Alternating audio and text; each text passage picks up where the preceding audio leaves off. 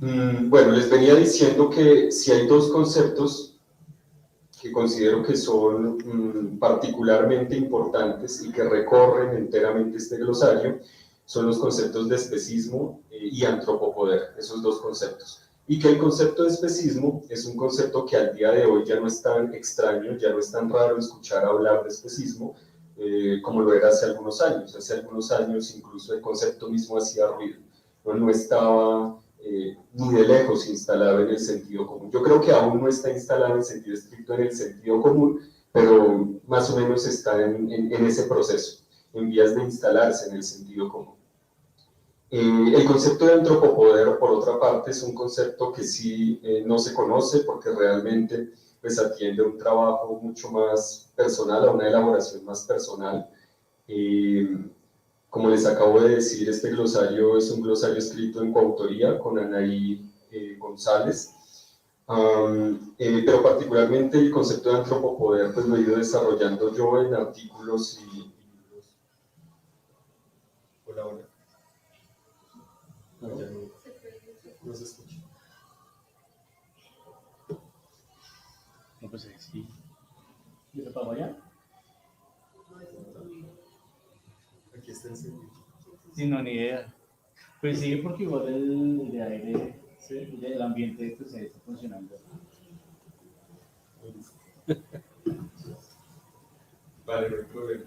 Entonces, les decía que el concepto de antropopoder lo he ido desarrollando yo particularmente, es un concepto mucho más ligado a mis investigaciones en trabajos previos, en libros y artículos previos a este glosario, pero que considero que puede tener un papel relevante, sobre todo pues, relevante para la militancia y el activismo animalista, en sus diversas vertientes o corrientes, y sobre todo si se lo entiende en relación directa, por supuesto, con el concepto de especismo.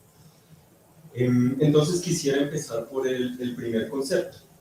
Una de las particularidades que tiene este librito, este glosario, es que tiene dos anexos.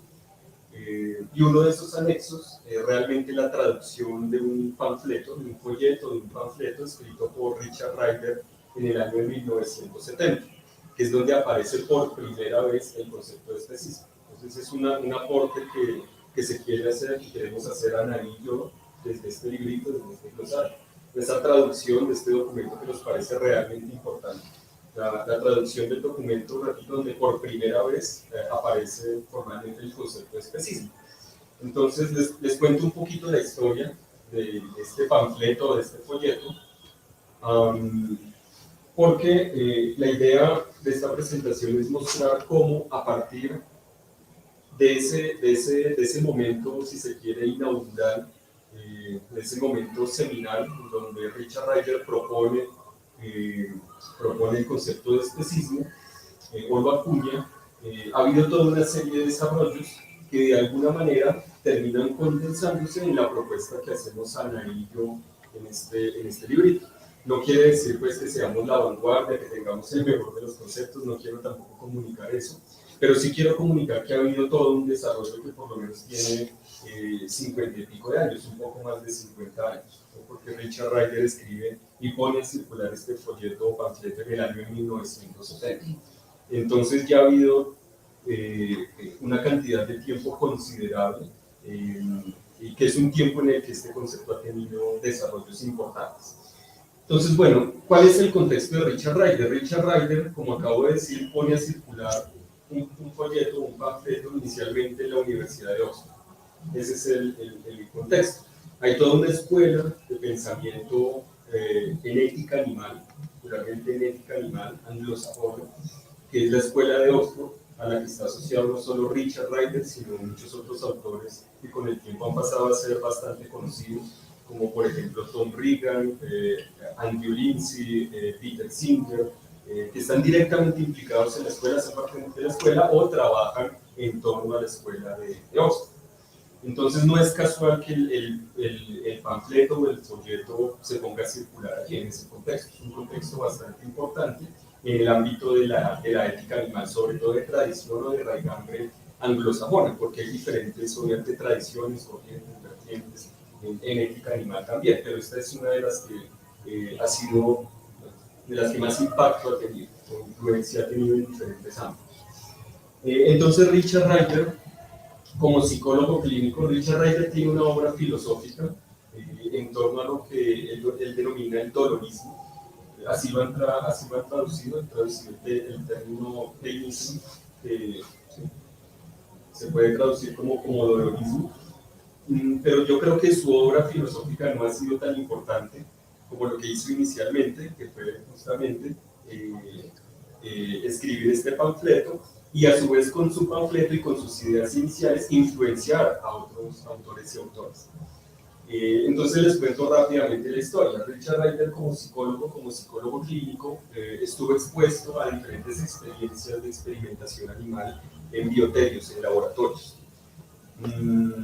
Y él no entendía por qué si en su época, recordemos estamos hablando de inicios de los años 70, finales de los 60, inicios de los años 70, en este contexto alrededor del mundo, a lo largo y ancho del mundo, aparecían diversos tipos de movimientos, ¿no? Era un contexto de bastante efervescencia social, en donde había, después de la Segunda Guerra Mundial particularmente, movilizaciones anticoloniales, de carácter anticolonial, pero también antirracista, ¿no? La reivindicación, por ejemplo, por los derechos civiles de la población afroamericana en Estados Unidos, o afroestadounidense, solamente en Estados Unidos, en fin, todos los movimientos que quizás ustedes ya conocen, que aparecieron en los años 60 y también 70. Entonces, se trataba de un contexto de gran efervescencia social o ebullición social. Y eso ciertamente de alguna manera estaba influenciando a Richard Ryder. Él veía que había diversos tipos de reivindicaciones que, si utilizamos el lenguaje de la discriminación o de la antidiscriminación, pues se referían a diferentes procesos de lucha contra el sexismo, contra el racismo, contra el clasismo, etcétera, etcétera. Pero en realidad no se trataba simplemente de luchas antidiscriminación, sino de luchas que tenían muchas más dimensiones y eran mucho más complejas, y que ponían también en el centro la lucha contra la dominación, los procesos de dominación, que se relacionan con el tema de la discriminación, pero no son cosas absolutamente equiparables. Entonces Richard Ryder estaba en este contexto y él no se explicaba por qué, o no entendía por qué la gente no se fijaba con en lo que sucedía con los animales no humanos, y con animales no humanos que estaban expuestos a dinámicas, a procesos tremendamente dolorosos, como pues, las dinámicas que acontecen en los bioterios o laboratorios de experimentación animal. Entonces él decide, repito, influenciado por todo lo que aconteció a finales de los 60, bueno, realmente después de la Segunda Guerra Mundial, porque son muchas cosas que empiezan a suceder después de la Segunda Guerra Mundial que se siguen desarrollando en los años 70, él en este contexto se anima a escribir el panfleto o el folleto y lo pone a circular por la Universidad de Oxford. Inicialmente no tiene ninguna respuesta, es decir, eso es un fracaso rotundo. De hecho, esto se cuenta, el mismo Richard Ryder lo suele contar en medio de anécdotas. Él dice, por ejemplo, la idea del especismo se me ocurrió en la bañera, mientras estaba en el baño, de repente tuve como una iluminación, se brilló el bombillo y dije, especismo, así como el racismo, sexismo y especismo. En realidad esto no es tan así, ¿no? Yo creo que eso hace parte también de la mitología, de la construcción del concepto de especismo. Lo cierto es que si él puede pensar en clave de una forma de discriminación es porque había luchas que ya estaban confrontando otras formas de discriminación, había todo un contexto, todo un ambiente, todo un clima, y sobre eso es sobre lo que quiero llamar la atención. ¿No? Esto no es una cuestión de genialidad, de autorías individuales, sino algo que rebasa justamente al individuo y sus ideas. Entonces él se decide a escribir, a elaborar este folleto, este panfleto, y lo pone a circular. Es un rotundo fracaso, no tiene ninguna respuesta. Entonces se pone a pensar cómo tener impacto y decide reelaborar el folleto o el panfleto, poniéndole una imagen, añadiéndole una imagen de un chimpancé infectado experimentalmente con sífilis. Era una imagen bastante perturbadora, y esto hasta el día de hoy sigue siendo una estrategia habitual del movimiento animalista, sus diferentes vertientes.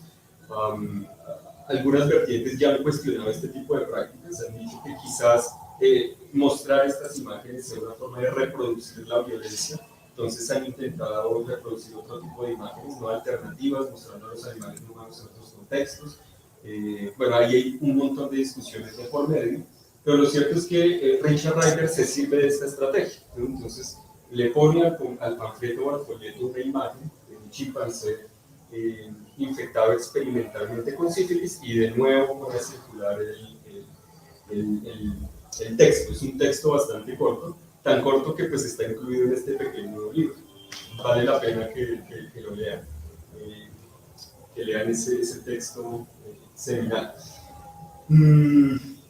Y ahí obtiene una respuesta, obtiene realmente varias respuestas ya, pero una de las más significativas es la de Peter Singer, que es uno de los grandes referentes del animalismo a nivel mundial, con muchas críticas también, pero al día de hoy sigue siendo uno de los grandes referentes del animalismo a nivel mundial. Y 5 años después de que Richard Ryder pone a circular su panfleto, Peter Singer publica un libro, que es el famoso libro Liberación Animal, que muchos dicen que es justamente la Biblia de los animalistas, ¿no? Le han puesto ese apelativo, han utilizado ese apelativo. Y Peter Singer, en este texto, en Liberación Animal, da la definición de especismo, formaliza el concepto de especismo de tal manera que empieza a utilizarse con ese sentido y sigue elaborándose hasta el día de hoy. ¿Cuál es el sentido que le da Peter Singer al concepto? En Richard Ryder el concepto no estaba definido de manera precisa. En el panfleto o el folleto de Richard Ryder el concepto no está definido de manera precisa. Aparece entre la discriminación y la dominación, ¿no? Yo no sé si ustedes han visto quizás la definición que ya está incorporada en la RAE, el concepto de especismo. Ya el diccionario de la Real Academia de la Lengua Española incorporó el concepto de especismo y allí aparece tanto como discriminación como una forma de dominación, tanto la asunción de la superioridad humana respecto a los demás animales como una forma de discriminación de los animales no humanos y de privilegios de los miembros de la especie humana. Aparecen ambas versiones en la definición que incorporó la RAE, el diccionario de la RAE.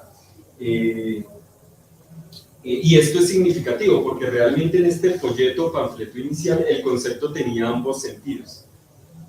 Estaba entre la discriminación, una forma de superioridad humana, la dominación humana estaba en juego, pero no era claro.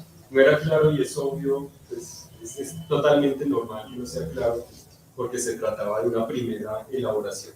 Entonces lo que hace Peter Singer 5 años después, en 1975, con su libro Liberación Animal, es formalizar el concepto desde la ética animal y particularmente desde el utilitarismo. Peter Singer no solo es un autor referente en el ámbito de la ética animal, sino que es todo un referente del utilitarismo contemporáneo de filosofía. Es uno de los grandes autores utilitaristas del siglo XX, que ha pensado no solo en la cuestión animal, sino muchas otras cuestiones. Entonces, es ahí cuando Peter Singer define el concepto de especismo como discriminación con base en la especie. Aparece de manera casi que literal, así. El especismo sería discriminación con base en la especie, y al día de hoy, ese es el concepto que muchas y muchos activistas, militantes de la cuestión animal emplean, utilizan. Si ustedes le van a preguntar a la mayoría de activistas qué es especismo, lo que responden rápidamente es seguramente eso, en su mayoría. Es una forma de discriminación, pero ¿qué forma de discriminación? Una forma de discriminación que toma como base la especie.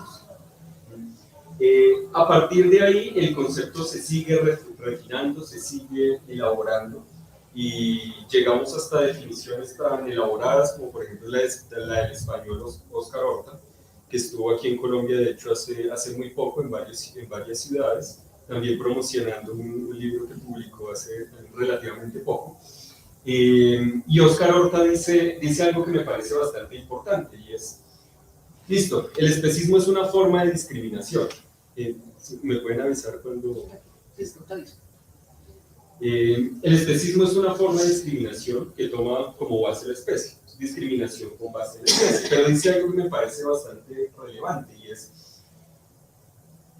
a quienes realmente se discrimina es a los individuos concretos. La especie es el criterio de discriminación. En otras palabras, las y los activistas animalistas no abogamos por las demás especies, abogamos por individuos concretos que están siendo afectados a partir de un criterio que implica discriminación negativa, que es excluyente, que es el criterio de la especie. Es decir, los activistas animalistas, las activistas animalistas, no somos activistas por la defensa de las diferentes formas de vida en el planeta Tierra, en lo que entendidas como proliferación de diversos tipos de especies, ¿no? Sino que en el centro ponemos a individuos concretos con un interés. Ahí también hay un montón de debates de por medio. ¿Cuál es ese interés o en qué radican sus intereses? Hay quienes dicen, aquí entra todo el tema de la sintiencia, la discusión sobre la sintiencia. Hay quienes dicen, bueno, los animales no humanos tienen intereses porque pueden ser afectados, porque tienen la capacidad de experimentar sensaciones placenteras y sensaciones dolorosas, y se alejan de las dolorosas y se acercan a las placenteras, que es una tesis muy cercana obviamente a la filosofía utilitarista. Pero hay quienes dicen no es de esa manera. Sí, los animales no humanos son individuos, y son individuos con intereses, pero no simplemente porque puedan ser afectados en el sentido de que puedan padecer dolor, experimentar sensaciones dolorosas y sensaciones placenteras, sino en el sentido de que tienen una vida. Como diría Tom Regan, son sujetos de una vida. Tienen una vida que es una vida propia, que entienden como propia. Y ahí se produce una equiparación entre sintiencia y conciencia. Eso es algo que han desarrollado otras autoras y autores contemporáneos como Donaldson y Ulica, como Alasdair Cochrane, entre muchos otros. Entonces hay una equiparación entre la sintiencia y la conciencia. Es decir, un individuo tiene un interés fundamental, que es el interés en conservar su vida, no solo porque pueda sentir dolor, sino porque sabe que si lo afectan a él o a ella, y no a otro o a otro. Entonces hay un reconocimiento, no necesariamente reflexivo, pero hay un reconocimiento de que se tiene una vida propia. Y como hay un reconocimiento de que se tiene una vida propia, hay un derecho fundamental, básico, esencial, que es el derecho a la vida. Y yo creo que esa es la base realmente de las políticas abolicionistas, animalistas, antiespecistas, pero de corte abolicionista, que tienen como fundamento el derecho a la vida y como correlato la necesidad de levantar el estatus de cosa, recurso, propiedad que al día de hoy tienen los animales no humanos en los diversos códigos civiles de los diversos países. Eso, por ejemplo, nos puede permitir pensar rápidamente la situación de los animales no humanos en Colombia. Al día de hoy los animales no humanos en Colombia siguen siendo cosas, ya no son meramente cosas, también son reconocidos como seres sintientes, ¿no? A partir de la ley 1774 del 2016, la famosa ley de protección animal, que ahorita también nuevamente pues, se quiere modificar. Pero aquí hay algo interesante, esa ley es una ley de corte no abolicionista, sino bienestarista, porque allí la sintiencia se reconoce no en su sentido de conciencia, no en su equiparación con la conciencia, con la posibilidad de entender que los animales no humanos son sujetos de una experiencia propia, saben que tienen una vida propia, sino que allí la sintiencia se comprende como la posibilidad que tiene un animal no humano de experimentar placer y dolor. Entonces, aquí también hay en juego diversas alternativas políticas. Las organizaciones, los colectivos, las redes animalistas, antiespecistas de carácter abolicionista quieren empezar a dirigir la atención, o queremos empezar a dirigir la atención, precisamente a que no simplemente se reconozca a los animales no humanos como seres sintientes en el sentido utilitarista, sino en un sentido incluso más deontológico, orientado a la comprensión de los animales no humanos como individuos con una vida propia, Lo que implica como correlato el levantamiento del estatus de cosa, recurso o propiedad que al día de hoy pues, tienen los demás animales. Entonces allí llegamos a un punto de inflexión, y es una vez que hemos entendido el especismo de una manera un poco más compleja, tenemos que avanzar también en una comprensión más politológica y sociológica, que no implique simplemente el cuestionamiento de las formas de discriminación, sino que implique el cuestionamiento del estado de dominación al que están sometidos los animales no humanos al día de hoy. ¿Eso qué implica? Implica reconocer que el especismo es todo un orden. Así como al día de hoy no simplemente hablamos de racismo, de sexismo, sino que tenemos conceptos mucho más robustos, como el de colonialidad del poder o el de racismo estructural, o en el ámbito del, entre comillas, sexismo, conceptos como el de patriarcado, heteropatriarcado, heteronormatividad. Asimismo, la apuesta que está en este glosario es la de ir comprendiendo el especismo como todo un orden, yo digo a menudo tecno-biofísico-social, que involucra elementos técnicos, biológicos, físicos y diferentes formas de sociabilidad y socialización donde participan humanos, no humanos y no humanos. Y que es un orden que produce y reproduce sistemáticamente la dominación animal a través de diversos dispositivos. Dispositivos como los bioterios, las granjas tradicionales tecnificadas e industriales, dispositivos también como los mataderos, los criaderos, etcétera, etcétera, etcétera. Hay un conjunto de dispositivos que constituyen, que conforman este orden.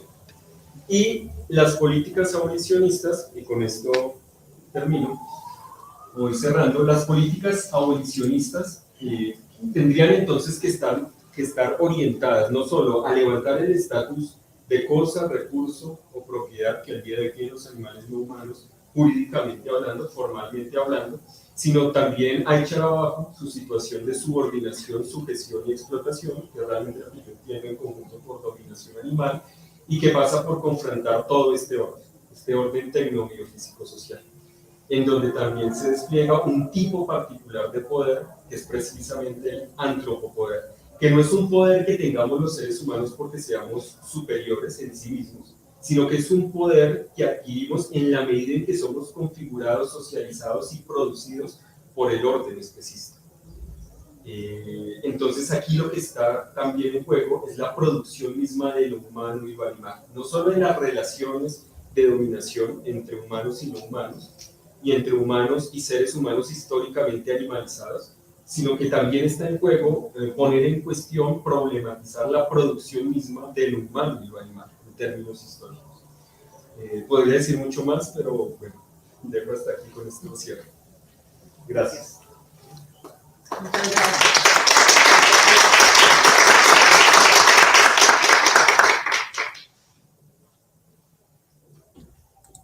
Bueno, aquí abrimos ya nuestro espacio para preguntas. Si alguien del público desea hacer alguna pregunta aquí a nuestro ponente Iván Darío, por ahora estamos aquí también revisando por redes, también quienes nos están acompañando desde la transmisión en Facebook y YouTube, pueden enviar sus preguntas por el chat y aquí las estaremos transmitiendo. Sé que quizás fue mucha información condensada, pero la idea era dar una visión panorámica.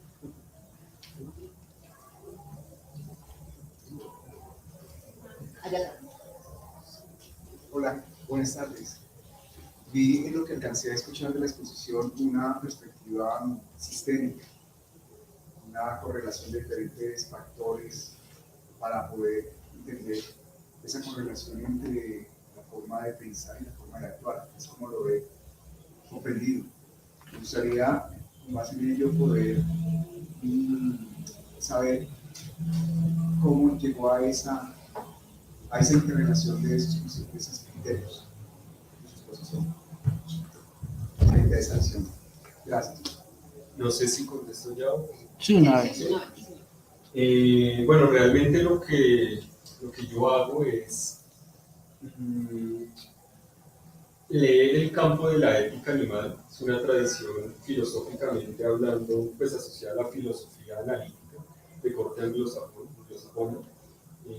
Leer las propuestas que sobre todo se han hecho allí desde la teoría política, desde la sociología política y desde la filosofía continental. Entonces, por eso esa quizás, como usted dice, visión sistémica que puedo llegar a tener eso explica quizás esa visión sistémica, como usted dice, que puedo llegar a tener del especismo. Pero además, pues lo hago con toda una carga política. toda una carga, pues años de estar, de participar en diferentes iniciativas, ¿no? Colectivos, organizaciones y redes animalistas de diferente tipo. Y pues así es que llego a proponer lo que propongo. Hay una pregunta desde YouTube de Nayawa Huitaca. ¿Con qué dispositivo se perpetúa el antropoder?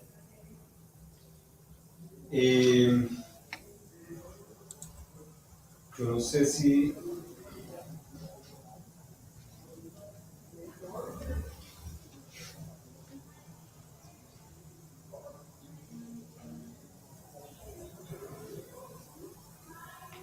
mejor les parece que leamos la entrada de antropopoder del glosario. Como se pueden dar cuenta, son entradas muy cortas, pero bastante sustanciosas. Entonces voy a leer la entrada de antropopoder para que pensemos esta cuestión también de los dispositivos que acabo de mencionar. Antropopoder es aquel poder que un sujeto puede ejercer, por ser categorizado y producido como humano. ¿Eso qué significa? Como dije hace un momento, así cerré la presentación, yo no doy lo humano por sentado, lo humano se produce históricamente. De hecho, sabemos al día de hoy que quienes hoy somos considerados humanos, no necesariamente lo hubiéramos sido en otras épocas, en otros contextos. Particularmente pasa, por ejemplo, con las mujeres, o con las comunidades históricamente racializadas como negras e indígenas. Estos sujetos que hoy pueden llegar a ser considerados como humanos, aunque muchas veces ni siquiera plenamente humanos, pero pueden llegar a ser relativamente considerados en el sentido común como humanos, históricamente no lo han sido. Entonces, es aquel poder, el antropopoder, que un sujeto puede ejercer por ser categorizado y producido como humano. El antropopoder lo ejercen los humanos, pero no reside en ellos, ni en su inteligencia, ni en su capacidad para crear herramientas, etcétera, etcétera. Aquí estamos confrontando una visión de la superioridad humana que es bastante esencialista, donde se asume que los seres humanos hemos ejercido relaciones de poder y particularmente de dominación sobre los demás animales, porque tenemos lenguaje, porque tenemos racionalidad, porque tenemos cultura, porque tenemos acceso a la técnica, etcétera, etcétera. Aquí lo que se dice es que eso no es así. Realmente los seres humanos podemos ejercer cierto poder sobre los demás animales y sobre otros seres humanos históricamente animalizados, porque hemos sido también producidos como humanos en el orden especista. Continúo. Es el efecto de correlaciones de fuerza cristalizadas o endurecidas en el orden especista de sus dispositivos. Entonces, esto que se entiende por humano y por animal históricamente varía en la medida en que se dan luchas políticas. Es el efecto de correlaciones de fuerzas. El antropopoder se ve cuestionado, y aquí es cuando digo que yo leo ciertas ideas asociadas a la ética animal de raigambre anglosajona, asociadas a la filosofía analítica, pero desde la filosofía llamada continental. Entonces, el antropopoder se ve cuestionado cuando las correlaciones de fuerza cambian. Por ejemplo, cuando acontecen prácticas veganas, resistencia a los animales o iniciativas abolicionistas de diverso tipo. Y obviamente ahí el glosario remite a todos estos conceptos. El concepto de abolición o abolicionismo, resistencia animal, poshumanismo, veganismo, etcétera, etcétera. Entonces, eso para precisar qué entiendo por antropopoder. Ahora, no sé si tenga tiempo para dar un ejemplo concreto. Un ejemplo que me parece bastante quizás clarificador, valga la redundancia, si un ejemplo no es clarificador, pero un ejemplo. Es lo que sucede justamente en los laboratorios de experimentación animal o biotecos. Porque una persona puede sistemáticamente asesinar sin que se considere asesinato a ratones de laboratorio en el contexto del laboratorio de experimentación animal o biotécnico. Precisamente porque la persona que puede desplegar ese poder, ese antropopoder, ha sido producida de una manera específica, como investigador, por ejemplo.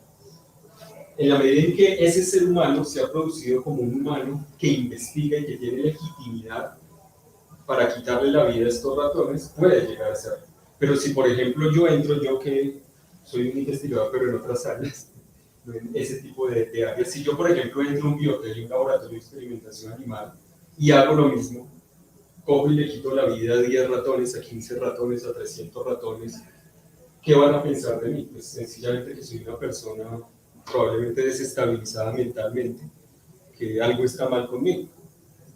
¿Por qué? Porque el antropopoder, el poder que tiene ese ser humano, es producido en un dispositivo específico, que es el dispositivo laboratorio de experimentación animal o biotécnico. Es allí en donde se produce al ser humano como un investigador que puede ejercer ese tipo de poder, y al mismo tiempo se produce al ratón de laboratorio en tanto ratón de laboratorio. Y eso se produce en términos físicos, materiales, pero también en términos discursivos, a partir, por ejemplo, en este caso, de discursos científicos. Entonces, es en ese complejo ensamblaje de elementos discursivos y no discursivos que se puede ejercer ese tipo de antropopoder muy concreto, muy específico. Y asimismo, en ese contexto, hay resistencias a ese antropopoder, resistencias que empiezan por el mismo comportamiento de los llamados ratones de laboratorio. Por ejemplo, los manuales justamente que usan en los laboratorios para poder controlar a los llamados ratones de laboratorio son manuales que se han ido modificando en el tiempo debido a que los ratones no se dejan precisamente someter a lo que los quieren someter. Entonces, los mismos manuales dan cuenta también de la resistencia animal. Entonces, es en ese complejo relacional, en ese ensamblaje que implica también una correlación, un juego de fuerzas muy específico que se va produciendo y cristalizando lo humano y lo animal en diferentes sentidos. De esa manera es que yo entiendo el antropopoder. Entonces, así como sucede en este caso, podríamos tomar otros dispositivos, como el dispositivo granja tradicional tecnificado e industrial, incluso el hogar moderno, la familia moderna como un dispositivo. Cada dispositivo produce un animal específico en función del orden específico. Claro, en el caso del laboratorio bioterio, del laboratorio de experimentación animal o bioterio, es muy obvio que se producen a los llamados animales de laboratorio. Es obvio tanto en términos discursivos como físicos, pero hay otros lugares en donde no es tan obvio, como por ejemplo en el contexto de la familia moderna. Pero la familia moderna también es un dispositivo que produce un tipo de animal específico, que es el llamado animal de compañía o mascota, en función del orden específico. Las granjas tradicionales, tecnificadas e industriales producen a los llamados animales de consumo, a los animales domesticados. Los zoológicos, los museos, producen a los animales salvajes, una noción de lo que es salvaje, pero también físicamente a los animales salvajes. Yo no sé si ustedes sepan la historia, por ejemplo, del estudio de la organización social de los lobos en el contexto de los zoológicos, si conozcan esa historia, pero aún al día de hoy está tremendamente instalada en el sentido común la idea de que los lobos tienen una organización jerárquica. El lobo como un animal feroz, pero además se habla del macho alfa. Se tiene una idea de que los lobos tienen una organización jerárquica y además una suerte de organización patriarcal, en donde la cabeza de la organización social es el macho alfa. Pues resulta que a estas conclusiones se llegaron, pues, producto de estudios científicos modernos. Pues, a estas conclusiones se llegaron porque se estudió justamente a los lobos, a la organización de los lobos, en un ambiente concreto, que es el ambiente de los zoológicos, en este dispositivo, en donde en primer lugar se metía diferentes tipos de animales que no se conocían, extraños entre sí. Entonces empezaban a pelear, se estresaban y además empezaban a disputarse una serie de espacios y recursos. Y es en ese contexto que adquirían esa organización jerárquica. Entonces, fíjense, este dispositivo, que es el dispositivo zoológico, está produciendo una idea de lo salvaje, pero también está modificando los comportamientos de los lobos. Se está produciendo al animal salvaje. El dispositivo es siempre productivo, produce algo. En este caso, produce al lobo en tanto animal salvaje. Pero resulta que unas investigadoras, y estos estudios han sido emprendidos no casualmente, en su mayoría por mujeres, estudiaron de otro modo, en el campo de la etología, de esta disciplina de estudio del comportamiento animal, a los lobos. Los estudiaron de otra manera, que fue intentando habituarse o acercarse, más que habituarse, acercarse, habituándose en el caso de otros estudios, como por ejemplo lo que hizo Barbara Smuts con los babuinos. Pero en el caso de los lobos, lo que hicieron las investigadoras, más que habituarse a la forma de vida de los lobos, fue acercarse. Y acercándose, se dieron cuenta de que tenía una organización social más bien muy horizontal. y en donde en la cabeza no estaba un tal macho alfa ni nada de esto. Pero ese es otro tipo no solo de acercamiento, sino otro modo de producción de lo salvaje, que implica otra disposición espacial, otro ensamblaje entre elementos discursivos y no discursivos, etcétera, etcétera. Entonces, a lo que yo invito es precisamente a pensar el poder que podemos ejercer los seres humanos en ensamblajes concretos, en dispositivos concretos. Y este es un trabajo que implica estudios que hasta ahora se están realizando y que yo asocio al campo emergente de estudios de los estudios críticos animales. Muchísimas gracias, Iván. Ya nos toca, por tiempo, dejar hasta acá pues, el espacio de preguntas. Ya como para cerrar, para que pues, le comentes a todo el público dónde puede adquirir este libro, dónde se puede encontrar. Aquí. Yo soy malo para el marketing. También para hablar al público le toca a uno, es parte de la labor docente. Pero el libro se puede encontrar en las principales librerías del país y particularmente de Bogotá, en la Lerner, en la Nacional, en Panamericano, allí lo pueden encontrar. A mí me tocó ahorita comprarlo porque no regalé el que me había dado la editorial, pero bueno, no es difícil de conseguir y pronto pues espero ponerlo para acceso libre, abierto. No, yo ya estaba listando. Pero aquí estaba la Lerner cerca, por suerte. Pero sí, aquí está cerca la Lerner. ¿Cómo? ¿Nos recuerda el título, por favor? Glosario de resistencia animal o animalista. Muchísimas Muchas gracias. Iván.